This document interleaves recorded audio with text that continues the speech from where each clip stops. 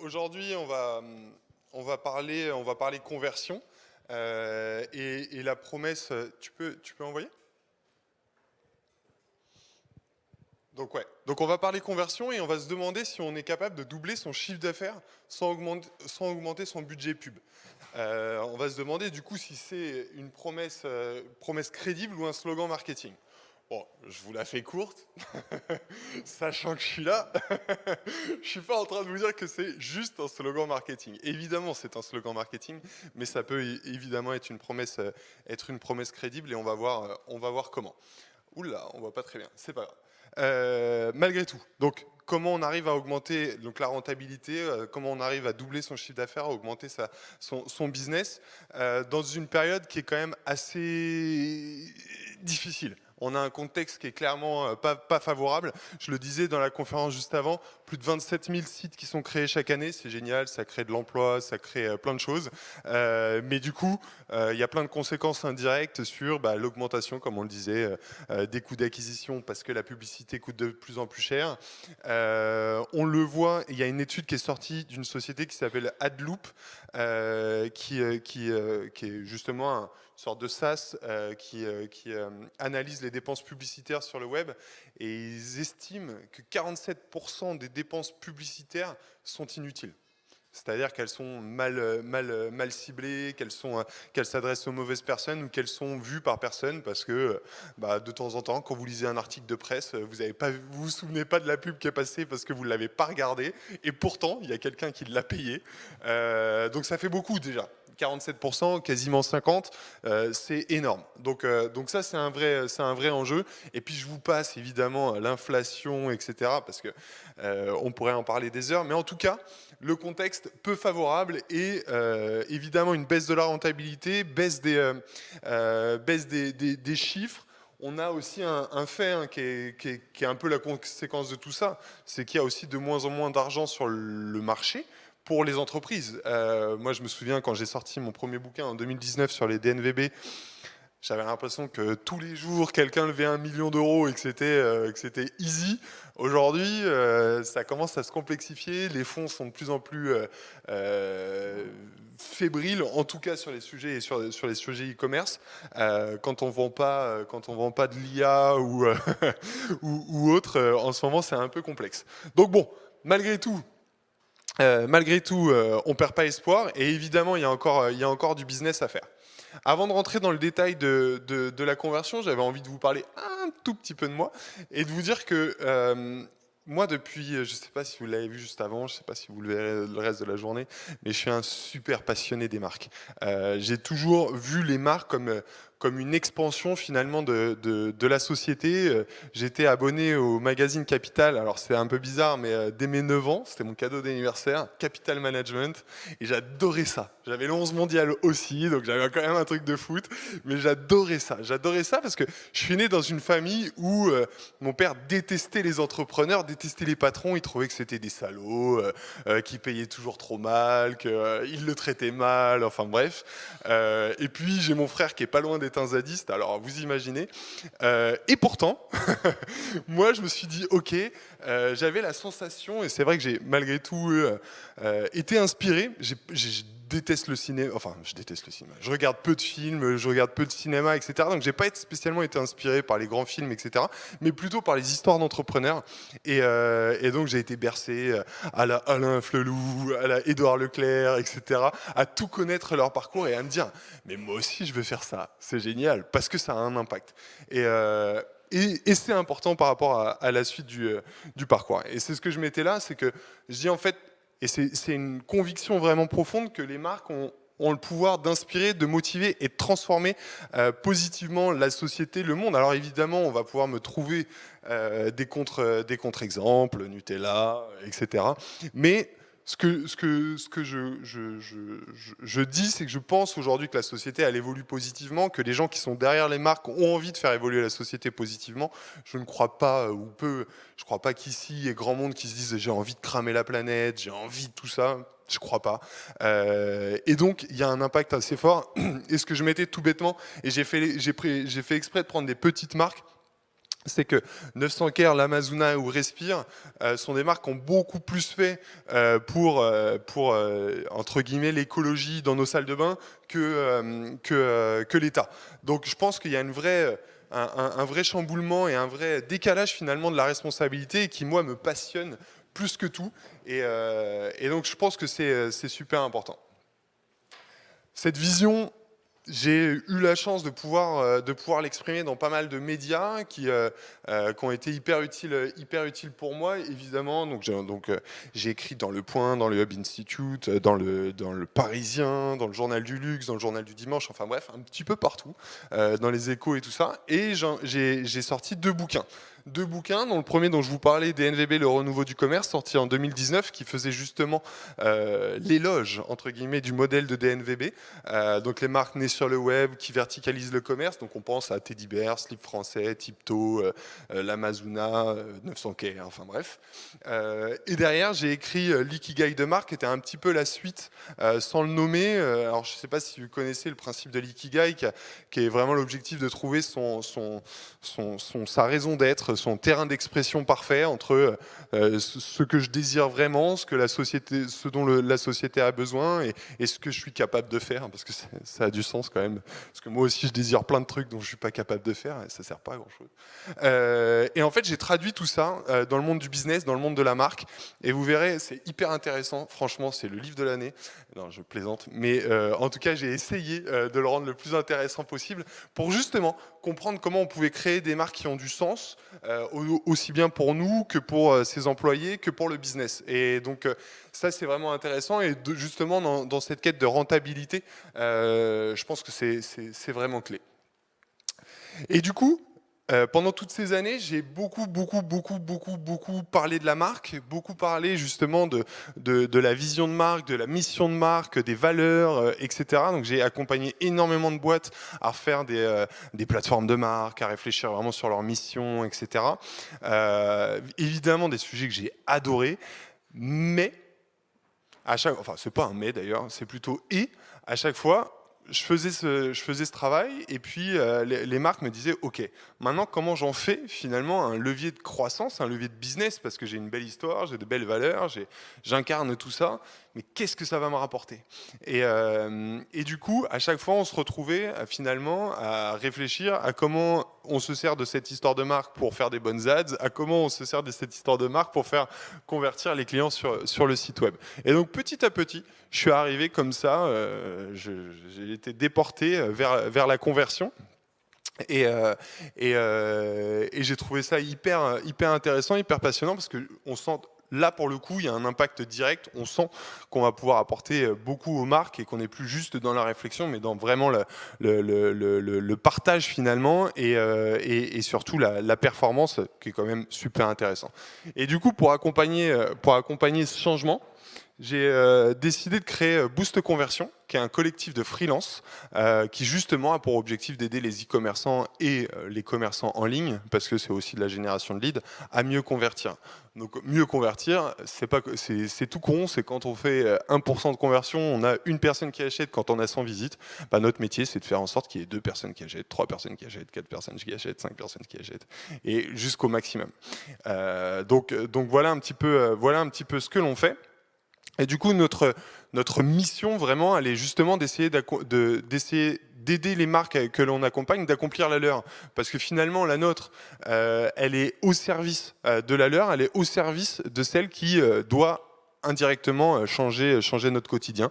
Et quand on accompagne justement des écoles, par exemple, comme Excelia ou quoi que ce soit, à raconter mieux leur histoire, à faire en sorte que les étudiants se sentent plus concernés, à faire en sorte que derrière les étudiants aient vraiment envie, parce que quand on les accompagne évidemment sur leurs parcours digitaux, mais aussi sur l'expérience qu'ils vont faire vivre à leurs étudiants.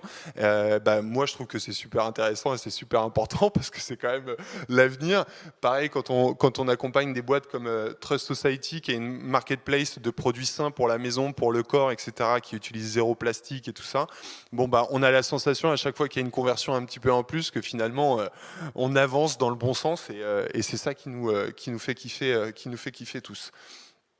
Et du coup, comment on atteint cette vision? Bah, c'est justement avec, avec ce mix, finalement, quand on parle de conversion, alors, il y a un terme qu'on appelle, c'est le CRO, pour Conversion Rate Optimization, donc je ne sais pas, pour l'optimisation du taux de conversion, donc c'est vraiment le terme un peu barbare marketing que tout le monde utilise, surtout aux US, encore en France, il est encore assez peu connu.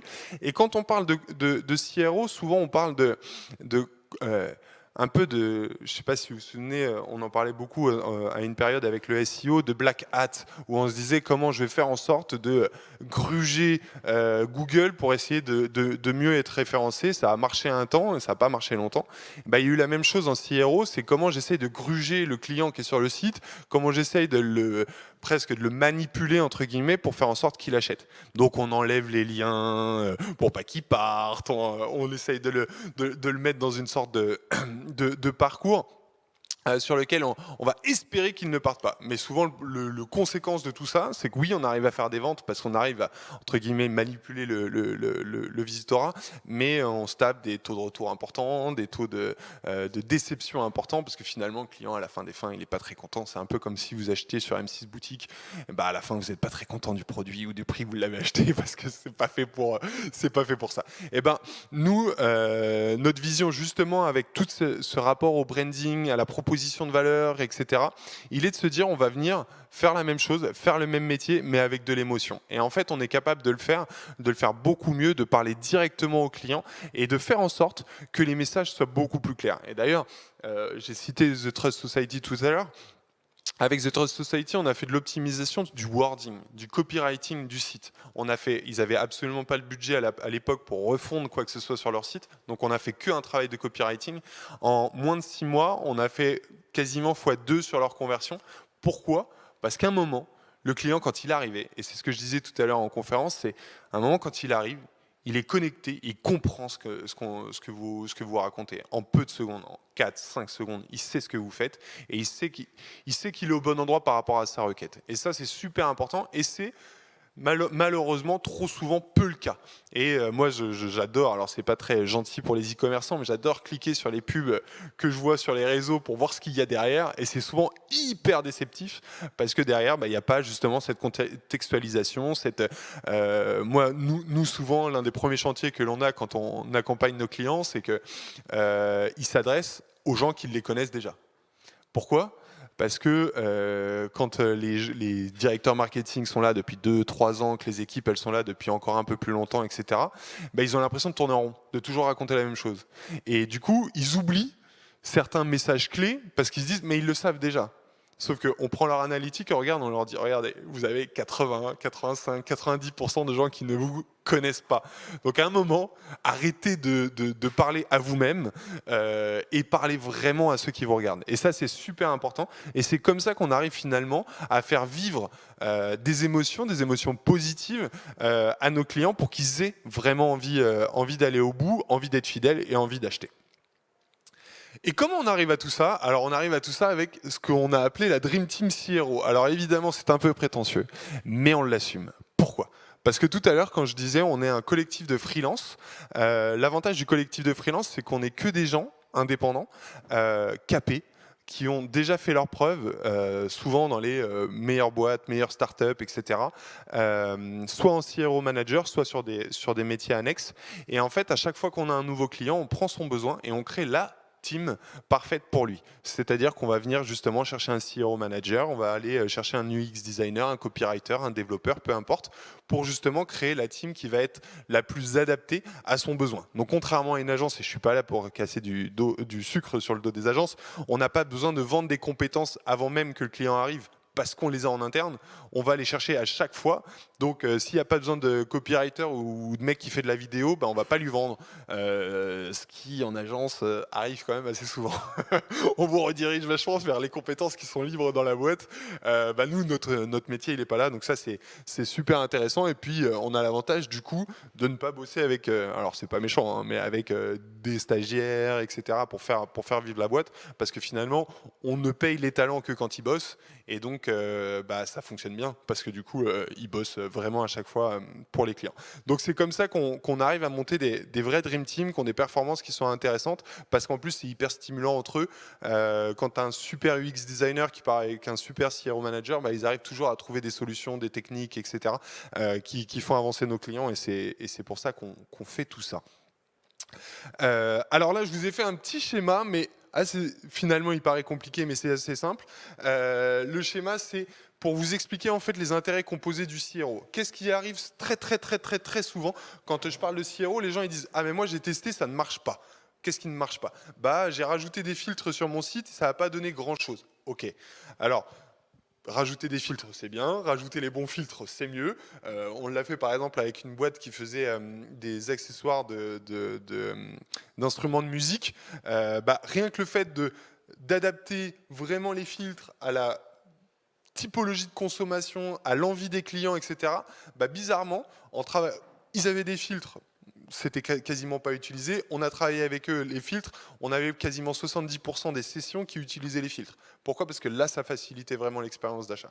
Donc, tout ça pour vous dire que le CRO, l'optimisation de la conversion, c'est un travail continu de plein de petites tâches. Vous n'aurez pas du jour au lendemain, ou alors c'est très rare. C'est arrivé par exemple avec The Trust Society en retravaillant le copywriting, mais parce qu'ils partaient de très bas. Si aujourd'hui on retravaillait le copywriting avec eux, faut être franc, on ne ferait pas x2 encore une fois, parce ils partaient d'un niveau qui était à mon sens trop bas. Par contre, de mettre en place des actions continues. Là, je vous en ai mis, par exemple, d'optimiser la vitesse. Gros chantier, on a des sites aujourd'hui, sur des bons sites, qui chargent en 4, 5, 6 secondes. Pas possible. Alors, c'est un chiffre de Google qui dit que toutes les secondes, on perd 7% de conversion. Je ne sais pas s'il se vérifie exactement. Je pense que ça dépend vachement de la typologie de business, des sites web, etc. Parce que si c'est le site d'Apple et qu'il y a un nouveau iPhone qui vient de sortir, vous pouvez attendre une seconde ou deux parce que vous le voulez vraiment. Donc, je ne sais pas si ce chiffre se vérifie à 100%, mais en tout cas, c'est un bon indicateur. C'est de se dire, si vous restez 4-5 minutes, 4-5 secondes, 4-5 minutes, c'est un peu long, 4-5 secondes, ça peut vraiment avoir des conséquences fortes. Et en fait, ce qui va être important, c'est de venir à chaque fois améliorer des petites choses pour justement améliorer l'expérience, améliorer la découvrabilité des produits, améliorer le pouvoir de la marque, faire en sorte que votre marque elle soit vraiment utile pour vendre, pour que le client il puisse se projeter. Et donc on va venir, comme là je le mettais, optimiser la vitesse, optimiser le responsive, revoir le copywriting des fiches produits. Est-ce que les fiches produits elles sont écrites comme sur une marketplace en mode vendeur de fournisseur, en gros une fiche fournisseur, ou est-ce qu'elles sont vraiment désirables comme on peut le voir sur certains sites? Il y a des sites qui le font très bien, d'autres qui le font très mal, et ça change tout. Ça raconte une histoire, ça raconte quelque chose. Pareil, on va aller améliorer le tunnel d'achat. Est-ce que sur le tunnel d'achat, on va avoir du paiement en plusieurs fois? Est-ce que le client est rassuré? Est-ce que quand il fait une faute, par exemple, visuellement c'est clair? Ça nous arrive de tomber sur des sites où le client remplit gmail.co, il oublie le M, il n'y a pas de faute qui arrive. Alors qu'on sait tous que gmail.co n'existe pas. Donc on doit être capable d'envoyer à cet endroit-là une alerte d'erreur, chose qui n'arrive quasiment pas sur beaucoup de sites. Faites le test sur le vôtre. Est-ce que quand vous tapez gmail.co, ça marche? C'est tout con, mais ça peut vous faire perdre quelques ventes, enfin pas quelques ventes parce que la vente elle peut être assurée, par contre ça peut vous faire perdre du suivi, du CRM, du réachat et de la LTV. Donc de temps en temps c'est des petites choses qui peuvent faire beaucoup de différence, c'est vraiment de l'attention. Évidemment j'en parlais, par exemple refondre les filtres sur les pages catégories. Je vois aujourd'hui souvent trop de pages catégories qui sont abandonnées. Pourquoi? Parce que les gens ils se disent la conversion c'est la fiche produit, c'est le tunnel d'achat, basta. Non. Il y a une étape juste avant, que vous savez, quand vous rentrez dans un magasin, vous arrivez rarement tout de suite devant le produit que vous avez besoin. D'abord, vous passez par des rayons. Et c'est exactement pareil sur un site web. On arrive sur une page catégorie. Les clients n'ont pas le temps. Et ça d'ailleurs c'est un mythe aussi qui est intéressant, c'est que souvent, et moi j'en ai vu plein des clients qui mettent sur leur dashboard le temps passé par le client par chaque session, et ils le mettent en positif, plus le temps est long, plus ils le mettent en positif. Et en fait c'est pas du tout ça. Le client il n'est pas là pour passer beaucoup de temps sur votre site, il est là pour trouver une réponse à sa question. Et donc moins il en passera, enfin pas moins il en passera, mais plus son temps sera optimisé, plus il sera satisfait de l'expérience. Donc quand il arrive sur un site web que vous avez 1000 ou 2000 références et que vous n'avez pas les bons filtres qui correspondent, et même d'ailleurs quand on n'a pas 1000 références, l'exemple que j'avais tout à l'heure qui est Sios, qui est donc la marque d'accessoires pour saxophone, de bec de saxophone. Facile de choisir un bec de saxophone sur Internet. Hein. Le son, l'ouverture, c'est hyper technique. Si à ce moment-là, vous n'avez pas des filtres très précis qui vous disent quel est le son que tu attends, quelle est la marque de saxophone que tu joues, quelle est... Et ben en fait, le client il va passer 2, 3, 4 fiches produits, il va pas trouver ce qui lui va et il va se dire cette marque n'a pas la réponse à ce que j'attends. Alors que évidemment elle l'a, mais en fait il n'est pas tombé dessus et du coup il va abandonner. Donc c'est tous ces frictions finalement qu'avec la conversion on vient essayer de lever pour faire en sorte que les clients ils aient vraiment encore une fois envie d'acheter et qu'ils aient trouvé l'utilité dans le site dans lequel il va. Le trafic, on le disait, coûte aujourd'hui tellement cher que vraiment ça vaut pas le coup de gâcher ça. Et donc après, bon, il peut y avoir encore évidemment des multiples d'optimisation possibles. Hop, je me suis trompé. Et donc, les 5 gros points que vous devez retenir, même si vous n'arrivez pas à les lire parce que c'est pas très visible, évidemment ça augmente le taux de conversion et ça augmente la LTV. Pourquoi? Parce que quand vous arrivez à augmenter le taux de conversion, vous augmentez finalement la satisfaction du client. Moi, ce que justement aussi, je vois aussi souvent dans les mentalités finalement des e-commerçants avec qui je discute, c'est que ils ont la sensation, alors c'est assez bizarre ce que je vais vous dire, mais ils ont la sensation presque que le client n'est pas dans la même team qu'eux, qui doit absolument, qui a une sorte de rapport de force qui s'établit entre lui et eux, et en se disant, bah, tiens, je vais avoir les bons arguments pour le faire craquer, etc. C'est vraiment pas la bonne façon de le voir. Le client, dans beaucoup de cas, il vient pour acheter. Et dans beaucoup de cas, il repart parce que vous ne lui avez pas donné les arguments nécessaires pour acheter. Il était prêt à acheter et finalement il s'est dit est-ce que je suis sûr, parce que vous n'avez pas bien fait le taf.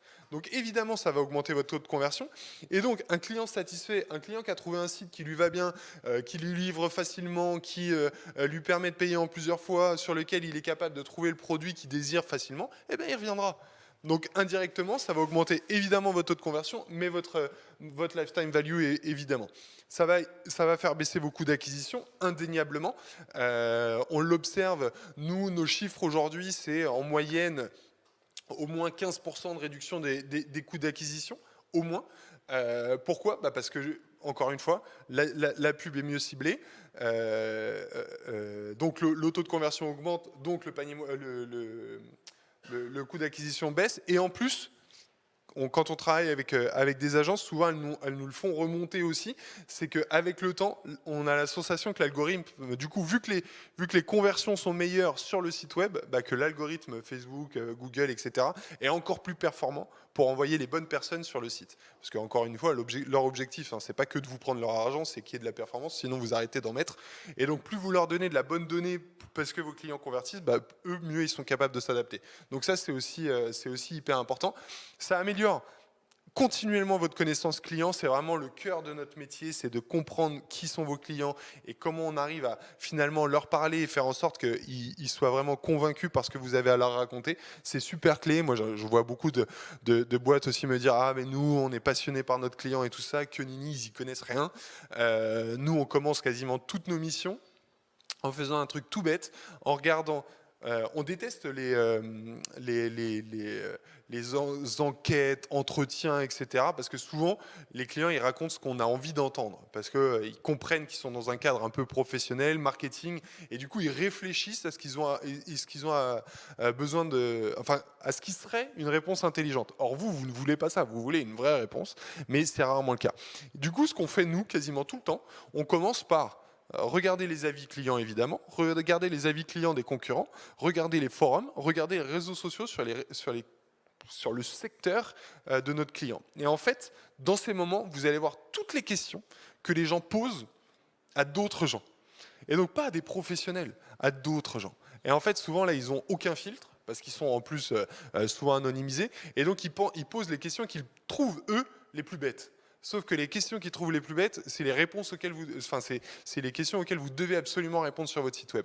Et on a accompagné une boîte de jouets très récemment, c'est encore une mission en cours, quand on a fait un peu le top 10 des questions que les mamans se posaient sur les jouets pour enfants de moins de 3 ans, et ben, il y en avait plus de 40. Du coup, il n'y en avait que 40% qui étaient répondus. Donc il y avait plus de 50% des questions auxquelles les mamans se posaient qui n'étaient pas répondues alors que la boîte existe depuis 7 ou 8 ans.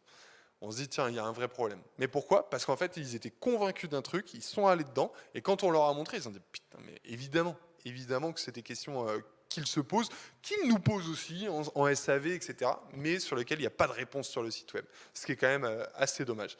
Donc, c'est vraiment hyper important d'aller plus en profondeur là-dessus. Ensuite, évidemment, c'est de mettre en place une culture de l'optimisation. L'optimisation, c'est pas, il y a très très peu de magie. C'est très très rare, encore une fois, de faire des bonds drastiques. Par contre, on va pouvoir améliorer au fur et à mesure. Alors, je ne sais pas si vous faites beaucoup d'A/B tests, mais du coup, le principe, c'est de prendre une page, par exemple, une fiche produit. C'est un A/B test qu'on fait, par exemple, en ce moment sur une boîte de thé qui s'appelle Anatae. Elles ont un produit qui fait un peu plus de 60% de leur business, une fiche produit.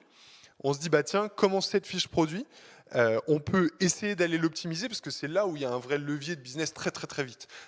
Et donc on va potentiellement là justement soit revoir l'UX en se disant bah eux ils ont plusieurs tailles de produits, etc. Donc c'est de se dire comment on arrive à faire peut-être acheter un produit plus cher, donc à augmenter le panier moyen, ça fait partie de la conversion. Est-ce qu'on arrive à mieux convertir en ayant peut-être des arguments différents? Ils ont un matcha qui commence à être vraiment réputé, sauf que le matcha, il y a pas mal de freins sur l'achat, ou en tout cas pas mal de questions.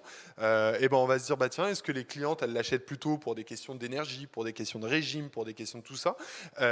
Et aujourd'hui, la fiche produit, finalement, n'est pas adapté à tous les messages, parce qu'à un moment, il faut choisir, eh bien, on va faire des A/B tests en se disant, tiens, si on focalise la fiche produit sur la perte de poids ou sur le remplacement du café, est-ce que ça a du sens? Et là, on vient faire un A/B test et on envoie le même trafic sur ces 3 propositions et on voit ce qui se passe. Et souvent, on est surpris. Alors, ça ne veut pas dire que derrière, toute la fiche produit va changer. De temps en temps, ça va être de se dire, bah, peut-être qu'on va créer une landing page, peut-être qu'on va... Voilà. Mais en tout cas, on va essayer d'implémenter, on va faire du test pour vraiment aller chercher de la performance au fur et à mesure. Et puis évidemment, et c'est un peu ce qu'on se disait ce matin, l'objectif, il est d'augmenter les marges. Je parlais du panier moyen, etc. Bah, c'est évidemment d'aller chercher de la marge pour pouvoir continuer l'activité. Donc ça, c'est super important. Bon, bah, j'avais quelques études de cas, mais que je vous ai déjà un petit peu parlé. Vous voyez, par exemple, sur SIOS, on est à plus de 21% de conversion et moins 14% de coût d'acquisition. Tout bêtement, en refondant principalement les pages catégories, rajouter des badges, changer les filtres, améliorer les photos, rajouter les avis, des petites choses comme ça. On a augmenté le taux d'ajout au panier assez drastiquement parce que les gens en fait trouvaient le produit dont ils avaient besoin et derrière on a un petit peu refondu les pages produits pour qu'elles soient beaucoup plus orientées bénéfices et moins caractéristiques parce qu'en fait eux pensaient qu'ils s'adressaient à des gens qui étaient ultra calés. Et en fait, bah, pas tant que ça. Et les mecs voulaient changer enfin les mecs, les clients voulaient changer de bec, mais finalement en ayant une connaissance assez basique finalement du produit. Et du coup, en ayant des bénéfices beaucoup plus clairs, en étant beaucoup plus simple sur les explications, on a réussi à augmenter les performances de pas mal. Ça a été fait en 4 mois. Donc ça représente, et eux, ils faisaient un chiffre d'affaires d'1 million. Donc vous voyez, ça représente quand même sur l'année quasiment 200 000 euros, quoi. Donc c'est pas mal. Et on leur a pas coûté 200 000 euros. J'aurais bien aimé. Donc voilà. Et ça, c'est un exemple.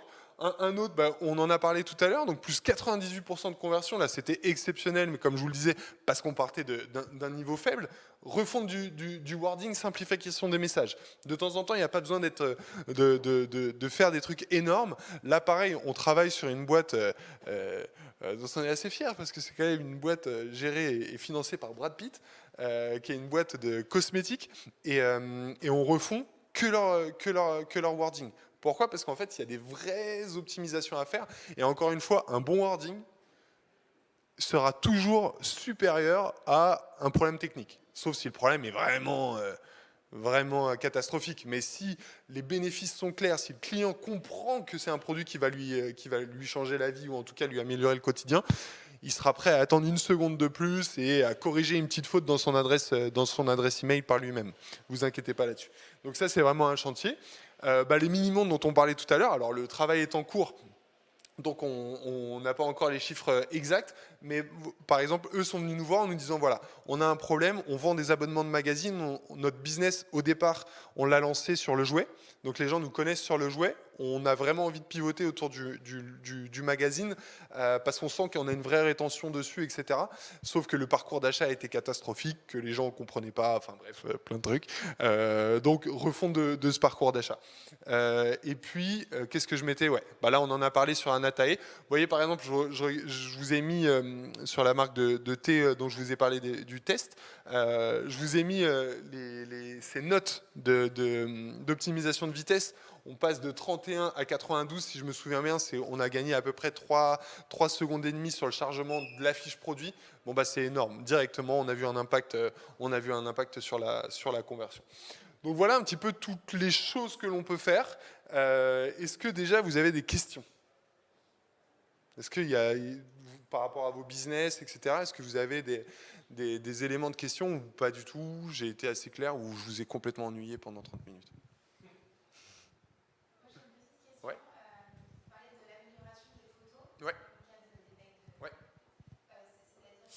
En fait, par exemple, sur les photos, selon le business ce que l'on a, alors quand on est, par exemple, sur de la mode, c'est un petit peu différent, mais par exemple, sur le canapé, avec mon canapé.fr, tu te dis, il y a aujourd'hui, je vais vous donner un autre exemple. J'ai accompagné une boîte comment ça s'appelle, de compléments alimentaires qui avait sur ses fiches produits 10, 15 photos ultra inspirationnelles sur les compléments alimentaires. Sauf qu'à la fin, voir des gélules à la mer, machin, etc., ça reste des gélules. Ça apporte aucune valeur au client particulier. Il sait ce que c'est. On a changé ça, on a rajouté sur les photos, alors c'est moins mode, c'est moins machin, mais on a rajouté des arguments en se disant, le carrousel photo sur une fiche produit, c'est la première chose que les clients regardent. Ils regardent le titre, le carrousel photo. D'accord. Donc le carrousel photo, il clique dessus si c'est un ordi et ou il swipe dessus si c'est un téléphone, et il regarde ce qui se passe. Donc c'est votre premier finalement funnel d'information. Et du coup le carrousel photo, on a fait en sorte qu'il apporte de l'argument au fur et à mesure. Donc si tu regardes la photo 1, tu as le produit, photo 2, tu peux avoir des arguments sur le produit, photo 3, la taille, photo 4, peu importe, et on vient avec des avis clients, avec des avis d'experts, avec ce genre de choses, pour finalement améliorer la découvrabilité de ce produit. Pourquoi? Parce que les gens sont prêts à passer à peu près 2 minutes sur du contenu, photo ou vidéo sur une fiche produit, au-dessus de 18 secondes de lecture de texte, ils abandonnent. Donc on n'est pas du tout dans la même proportion. Pourquoi? Parce que y a un truc un peu captivant de la photo qu'il n'y a pas dans le texte. Donc ça c'est super important et donc selon les univers c'est hyper clé de mettre la taille, de le projeter dans un univers, de tout ça. Donc ça peut être ce genre de projet aussi, vraiment de se dire comment la photo devient un média d'information en fait et comment elle passe de l'information. Est-ce qu'il y a d'autres questions? Non? Vous êtes timide? Ouais.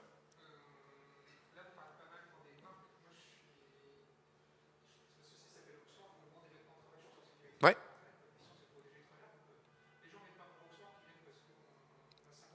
Ouais.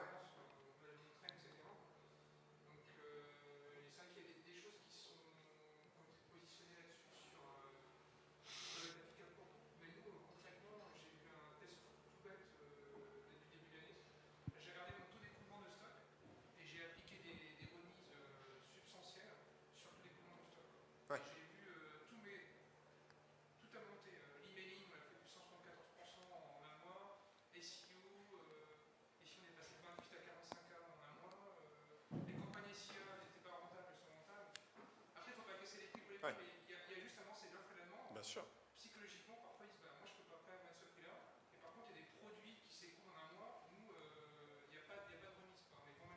Hmm.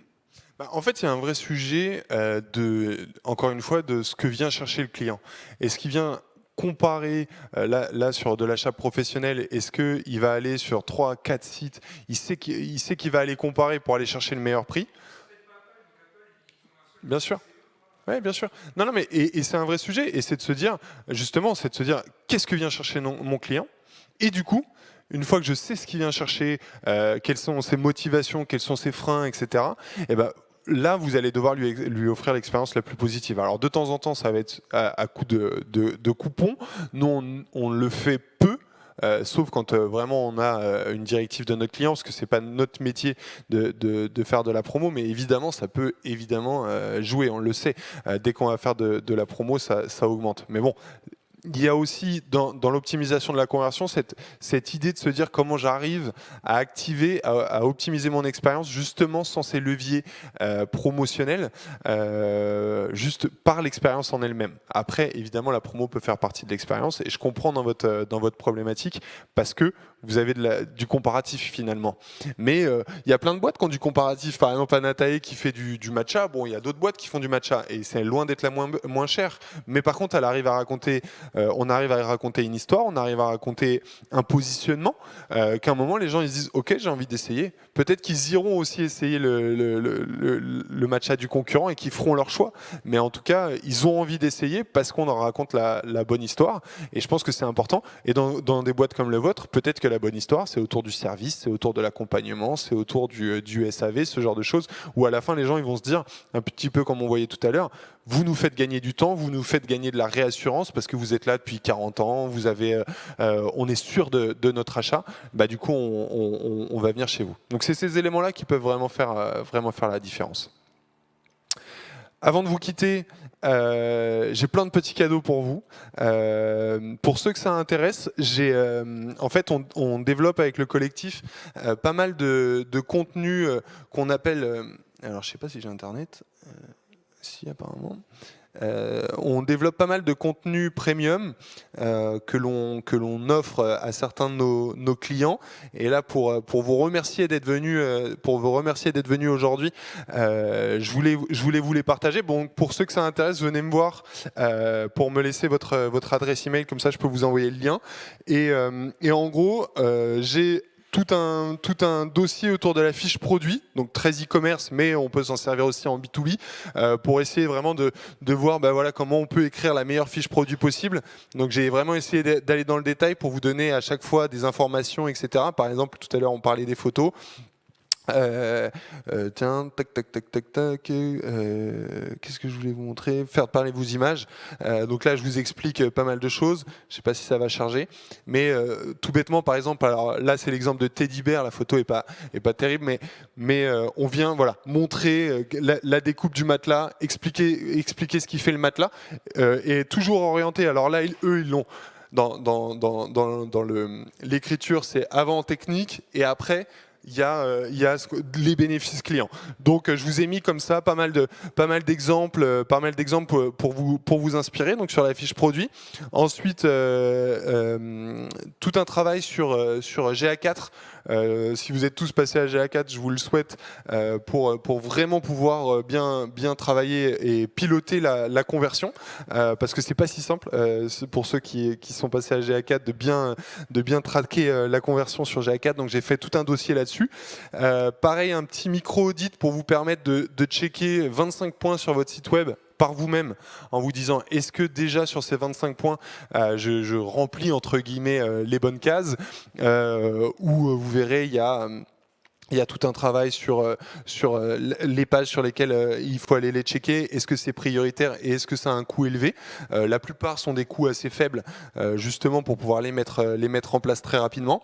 Et puis, je vous ai fait un document aussi sur la landing page que j'ai appelé évidemment la landing page parfaite, qui vient en fait vous expliquer, si je zoome un peu, qui vient vous expliquer une landing page type, et vous donner des exemples à chaque fois de différentes boîtes qui sont capables de bien utiliser ces informations pour créer des pages qui convertissent bien. Parce que les landings, c'est souvent important, et je vois encore beaucoup trop de boîtes qui ne font pas de landing et qui se disent ma fiche produit suffit, alors que non.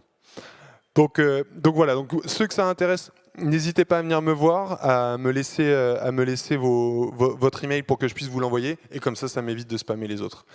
Merci beaucoup.